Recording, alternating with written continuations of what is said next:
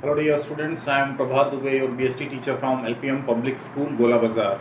Today we will discuss about the principles of management that is given by Henry Fayol. Henry Fayol was one of the key founder of management principles and values, and that's why he is considered as father of management studies and thoughts, as it is mentioned in your book on page number 65. So today we will focus on the contribution of Henry Fayol in the field of management. A brief introduction of Henry Fayol is given in your book. He was born in Turkey in 1841. Okay, and he got his education in the field of engineering, mining engineering in 1860, and started working as an engineer in a coal mining company where extraction of minerals and ores is taking place. In 1888, he was promoted as the managing director of the company. So you can understand how efficient he was, that he was promoted as a managing director. And at that time the company was in the situation of insolvency. That is, the company was not able to meet the expenses, and that's why the assets of the company are to be sold in the open market, and the loss and the contribution of the shareholders are to be adjusted with that sale of the assets.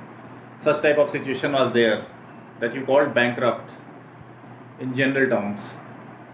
He accepted the challenge at that crucial time when nothing was going in favor of that company, which was in the operation of extraction of minerals and ores.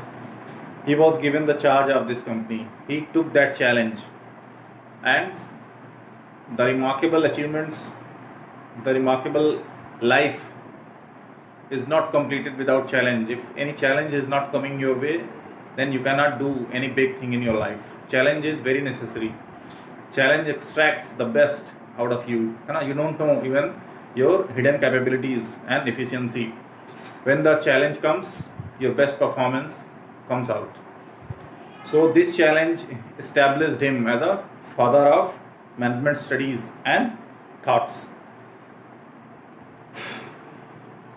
He accepted the challenge and applied his managerial techniques to bring out the company from the situation, and he succeeded. He used all his expertise, his knowledge, his managerial and technical skills to improve the situation, the condition of that company that was on the verge of being bankrupt.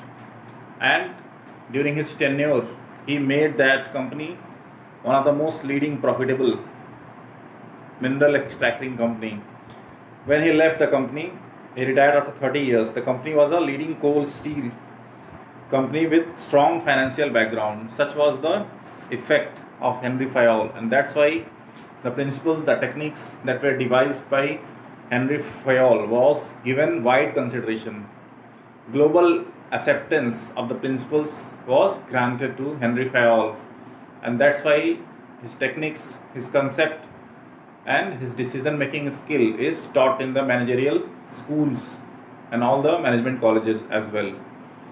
Okay, so you should not forget the contribution of Henry Fayol. That's why the passage about Henry Fayol is written in a reddish background to highlight his contribution. Okay, if anybody is considered as the father of management studies and thought, you can evaluate how crucial and how valuable his contribution in the field of management was. Now we will come to the point. What was the exact contribution of Henry Fayol in the field of management? Henry Fayol's famous contribution were that first, he made clear distinction between technical and managerial skills. As you know that to perform any specific activity, technical skill is very necessary and managerial skills are also necessary. Suppose a construction work is going on. Suppose a bridge is under construction. The project is given to a project head who is having MBA degree and also having BTech in civil engineering.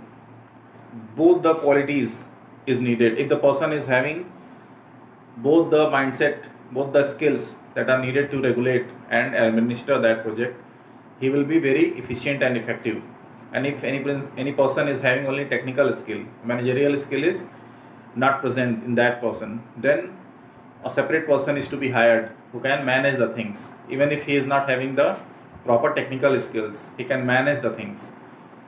That's why the person who want to attain a top position in any business unit or organization, after having the technical or managerial skills, they try to learn different types of skills and practices. They are always ready to imbibe the new technological changes that are happening, to keep them updated. There is no end to the knowledge. How much learned you are, how many books have you read, there is no limit to this process of gaining knowledge. That's why a famous saying is there in English literature that the more I study, the more I search my ignorance. Okay, मतलब जितना भी मैं पढ़ रहा हूँ अपनी अज्ञानता को खोज रहा हूँ. There is a vast knowledge. आपको लगता है बहुत जानते हो, तो एक दिन आप जाके किसी अपने अच्छे आदमी, किसी बड़े स्कॉलर प्रोफेसर से मिलिए, उसकी बात को सुनिए, या किसी एक्सपर्ट ओरेटर किसी भी फील्ड से हो, नॉलेज उसके देखिए, फिर आपको पता चलेगा कि आप कहाँ स्टैंड करते हो. ठीक है ना. There is no limit to the knowledge. तो अपने आप को सबसे बड़ा ज्ञानी समझना, है ना, ये बहुत लोगों के अंदर होता है. Arrogance. They consider themselves as the most efficient, most learned people on earth. And the person who thinks that he is the most learned is the foolest person on this earth. Okay. There are several types of examples, but time is very limited. So I am going to stick to the topic, Henry Fayol's contribution. The second contribution is he identified the main step in the process of management. The processes like planning, organizing, staffing, directing, controlling, all these were devised and brought into the picture by Henry Fayol. I doesn't say that before Henry Fayol such type of practices were not there, but specific classification, providing them a consequence, chronological order of the events that are to be taking place in the company. A systematic study was being done by Henry Fayol. He synchronized all the things, all the management principles, all the guiding policies. That's why his contribution is very valuable. The third one is he developed 14 principles of management which act as guideline for managers to perform managerial activities. In our previous lectures, we have studied the importance and the relevance of the management principles in the decision making. That is the most important feature of management. Any manager who is sound in decision making will be always effective and efficient in the long run of the company. If the decision making skill is not there, then all the qualities, all the expertise that the manager possesses will go in vain, because as you go up in the hierarchy, the decision making power, the authority that is being provided to the managers goes up. Okay, and the responsibility is also goes high with the authority. If responsibility is not backed by proper authority, the result will always be underperformance. Because if you are giving a huge responsibility to the person, you have to ensure that proper authority is also being given to the person who is having such a huge responsibility. For example, if I am giving you a project, and you have to produce 100 items of any specific product within 1 week, and I am not giving you decision making powers, you cannot decide what type of resources are needed, how much money is required, what type of person are to be hired to accomplish the task in a given time, then your productivity, your efficiency, your effectiveness will be hampered in a negative manner. Okay, so responsibility should always be backed by authority. All these things will come in the topics that are coming our way. So you can understand how management principles are helping the managers in their day-to-day decision making. Now the principles that were given by Henry Fayol. The first principle is division of work. It is very much needed in the long organizations. Like we discussed that in any smaller unit like MSME, a single person or 7 to 8 person are managing all the affairs of the company, the operations management, the marketing, HR, operations, financial, day-to-day decision all these things are taken by 1, 2 or 3 person. But suppose any big organization, any multinational company that is enjoying global presence, there is strong need of division of labor. If you are not dividing the responsibilities among the efficient person, the management will go in vain. So division of labor, division of work is highly needed. You have to give proper responsibility and proper authority to all the person who are working in your team, and that person will be answerable to the responsibility that is being given to them. It will help in the effectiveness and efficiency of the organization. Suppose if any specific person is giving a particular responsibility that this task is to be completed by you, he will be answerable to all the flaws, all the negativities that are resulting. If the timely delivery of the product is not ensured, then that person will be responsible. If there is no proper division of labor, then no one will take the responsibility of the underperformance, the flaws that are resulting in your manufacturing process. So it provides you a proper platform to ensure proper productivity and profitability of the company. Okay, so you can understand how effective and efficient the first principle, that is division of work, is. Suppose there is an example of a bank. In bank, you can notice that each and every bank employee that is sitting in the branch office is given a proper work. Like someone is dealing with the customers who are coming just for documentation. Someone is working for opening accounts. Someone is providing cash. Okay. Another company or bank, someone is receiving cash, someone is providing cash to the customer. The manager is having an eye over all the employees who are working in the bank, and any specific, if there is any specific guidance or a specific requirement is there, then the manager always entertains the customers, because the whole business is to be reported by the branch manager. It is responsibility of the branch manager to ensure the customer satisfaction.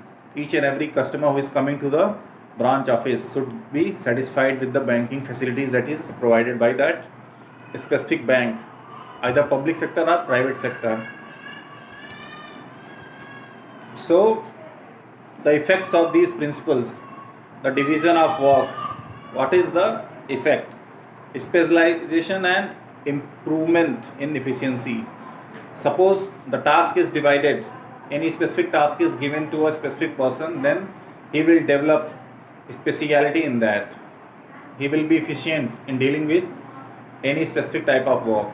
And if he is given different types of work, he will not be able to develop a particular speciality. So speciality will increase your effectiveness and efficiency, and the profitability of the company will be ensured. And if you are not following this division of work, what will be the negative consequences? Lack of efficiency, there will be no specialization, chances of duplication of work, no one will take the responsibility of the wrongdoings, the underperformance. Okay, so this first principle is very effective. Second one is authority and responsibility. As I discussed, each and every person who is working in any business unit or any organization or any institution should take responsibility of some specific function that is to be performed in order to achieve the organizational objectives, and he will be answerable to that.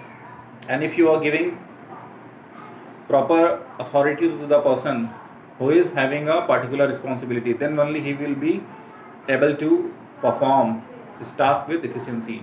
Suppose if the marketing manager who is dealing with all types of promotional events to market the product, to create brand awareness, is not giving proper financial support, is not giving the liberty to choose the efficient person who can help him in the marketing of the product, will never meet the desired objectives. Okay, so the marketing manager has to be supported with the finance and HR department. Efficient persons are needed in his team who can help him in advertising all the promotional campaigns to reach the customer, to make them aware about the product and services, to create a brand loyalty. Okay, the brand awareness should be there. Then the brand awareness will result in brand loyalty, and then there will be a profitable stage in your company. So you can understand, there is an example in your book that suppose if any person is being given the responsibility to manufacture 100 products, but he is not given the liberty to choose his team, to procure the raw material on his own choice, the supply chain, the skilled workforce that is required, the technology that is needed in that manufacturing process, then accomplishment of that task will not be achieved, and that person is not to be blamed, because you are not giving that person the proper liberty to take decisions, and you have given all type of resources, all type of support to that person, and he is underperforming, he is not meeting his target, then only you can blame that person. Okay, so a balance between authority and responsibility should always be there to ensure a proper result. Okay, we will meet tomorrow and we will discuss the next principle of Henry Fayol's management, that is discipline. Okay, thanks.